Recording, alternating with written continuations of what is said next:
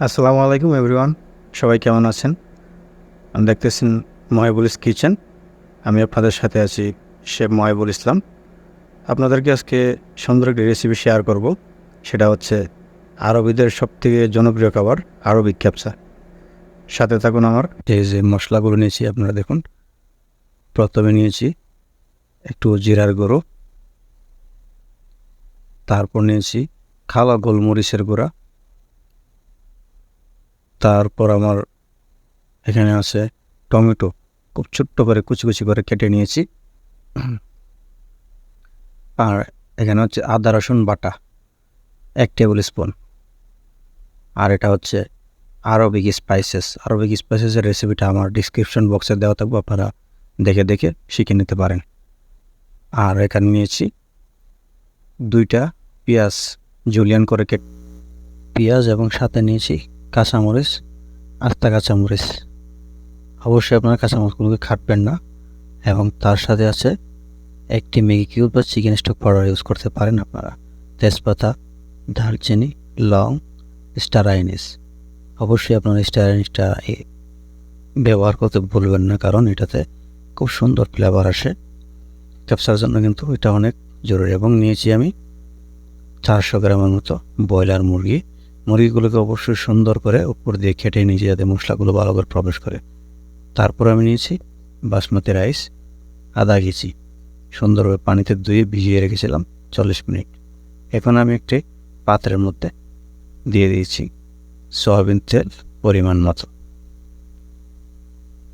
তারপর আমি রেখে দেওয়া আমার মশলাগুলোকে আমি দিয়ে দিলাম। তেলটা গরম হওয়ার পরে এখন আমি এটাকে সুন্দরভাবে নেড়ে চেড়ে একটু ভেজে নেব, সুন্দর একটা ফ্লেভার আসবে। তারপর আমি এটাতে পেঁয়াজ অ্যাড করব। অবশ্যই আপনারা তেলটা গরম হওয়ার পরে এটা অ্যাড করবেন এবং চুলার ফ্লেমটা তখন মিডিয়ামে রাখবেন। আর যদি হাই ফ্লেম করেন তাহলে কিন্তু এগুলো জ্বলে যাবে, বা আপনারা লো ফ্লেমও রাখতে পারেন। এই মুহূর্তে আমরা দিয়ে দেব পেঁয়াজগুলো আমি রেখেছিলাম জুলিয়ান করে। পেঁয়াজগুলোকে আমি অ্যাড করে নেব। পেঁয়াজগুলোকে অ্যাড করে নেওয়ার পরে নেড়ে চেড়ে একটু মিক্স করে নেব। তারপর পেঁয়াজটা যখন একটু ব্রাউন কালার আসবে তখন আমরা অন্যান্য উপকরণগুলো অ্যাড করতে থাকবো একের পরে। এইভাবে সুন্দরভাবে পেঁয়াজগুলোকে নেড়ে চেড়ে মিক্স করে নেবেন। তারপর আমি দিয়ে দেব স্বাদ মতো লবণ।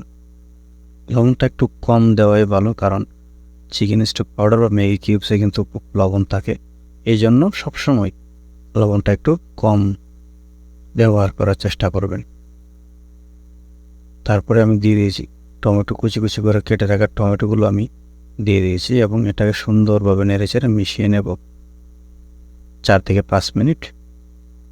তারও বেশি সময় কোনো সমস্যা নেই, করতে পারেন।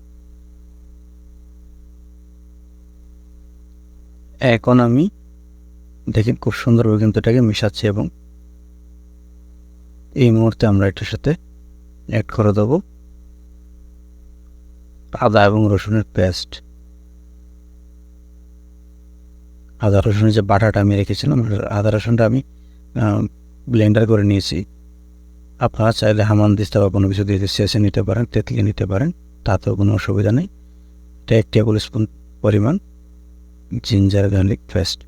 এবং অবশ্যই আদা রসুনের পেস্টটা বানানোর সময় সবসময় খেয়াল রাখবেন আদাটা যেন পরিমাণ একটু বেশি হয়, 60%, আর 40% যেন হয় রসুনগুলো। তাহলে কিন্তু খুব সুন্দর একটি ফ্লেভার আসবে এবং টেস্টও ভালো হবে, খাবারটা খুব সুস্বাদু হবে। একদম সমান সমান মতো দেবেন না কোনো কিছু। এই মুহূর্তে আমরা চিকেনগুলোকে অ্যাড করে নেব। দেখেন আমি চিকেনগুলোকে অ্যাড করে নিচ্ছি। অবশ্যই চিকেনগুলোকে কেটে নিতে বলবেন না উপর দিয়ে, যাতে করে মশলাগুলো এবং সব ধরনের উপকরণগুলো ভিতরে ঠিকমতো প্রবেশ করতে পারে চিকেনের। ওয়াও, অনেক সুন্দর লাগছে দেখেন, মাশাআল্লাহ। এইভাবে আপনারা বাসায়ও বানিয়ে নিতে পারেন, কারণ বাসায় সবগুলো উপকরণ তো সবার বাসায় থাকে। একদম ঘরোয়া উপাদান দিয়ে আপনারা এটা বানিয়ে নিতে পারেন। দেখেন 5 থেকে 7 মিনিট আমি এটাকে কুক করে নিয়েছি। এই মুহূর্তে আমরা দিয়ে দেব পানিগুলো তো অবশ্যই গরম করে নেবেন। গরম পানি একটু দিয়ে দেবেন। গরম পানিটা অবশ্যই, চাউল যদি 1 কেজি হয় তাহলে আপনারা দেবেন 1.5 কেজি গরম পানি। আমার আধা কেজি, তাই আমি 1 কেজির থেকে কম দিয়েছি পানিটা। তারপরে দেখেন পানিটা যখন ফুটে উঠবে, এই মুহূর্তে আমরা অ্যাড করে নেব আমাদের বাকি মশলাগুলো এবং এই যে কাঁচামরিচ দিয়ে দিলাম 4-5টে, এবং এই মুহূর্তে 1 টেবিল স্পুন পরিমাণ আমি দিয়ে দিচ্ছি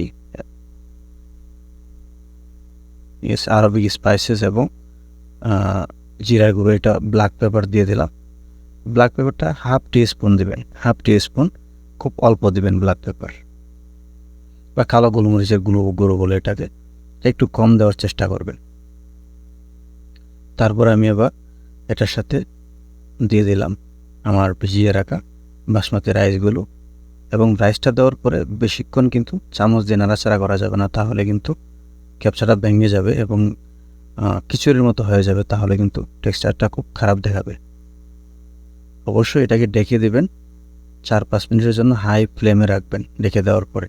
তারপরে এটাকে 25 মিনিট একদম লো ফ্লেমে 25 মিনিট রান্না করবেন। তারপর দেখেন 25 মিনিট পর আবার আপনাদের মাঝে আমি ফিরে এসেছি, আর দেখেন এটা আমি ঢাকনাটা ওঠাবো। ওয়াও, মাশাল্লাহ মাশাল্লাহ, আসলে খুব সুন্দর একটা ফ্লেভার আসতেছে, আর কি ঝরঝরে হয়েছে ক্যাপসাটা। দেখেন বাসায় বানিয়ে ট্রাই করবেন আপনারা, অবশ্যই খুব ভালো হবে। আশা করি আপনারা বাসায় এটাকে বানিয়ে খাবেন। দেখে অনেক সুন্দর লাগছে, এই চিকেনগুলো খুব সুন্দর নরম হয়েছে। এবার আমি পরিবেশন করবো একটু ছোট্ট প্লেটের মধ্যে। আমি পরিবেশন করার জন্য ধনিয়া পাতা কুচি কুচি করে কেটে রেখেছিলাম, এটা দিয়ে দেবো উপর। আপনারা চাইলে এটার সাথে বিভিন্ন ধরনের চাটনি আছে টমেটো দিয়ে বানানো, এগুলো ইউজ করতে পারেন, এটা দিয়ে খেতে পারেন, খুব ভালো লাগবে। আর আমি নেক্সটে কোনো ভিডিওতে আমি সত্তা বানিয়ে আপনাদেরকে দেখাইয়া দেবো, বা কীভাবে ক্যাপচার সাথে চাটনি বানিয়ে খেতে হবে। দেখেন মাশাল্লাহ, অনেক সুন্দর হয়েছে চিকেনগুলো, দেখেন খুব নরম হয়ে গেছে। ওয়াও, সাথে থাকার জন্য ধন্যবাদ। অবশ্যই ভিডিওটা ভালো লাগলে শেয়ার করে দেবেন সবার সাথে, আর লাইক কমেন্ট করতে ভুল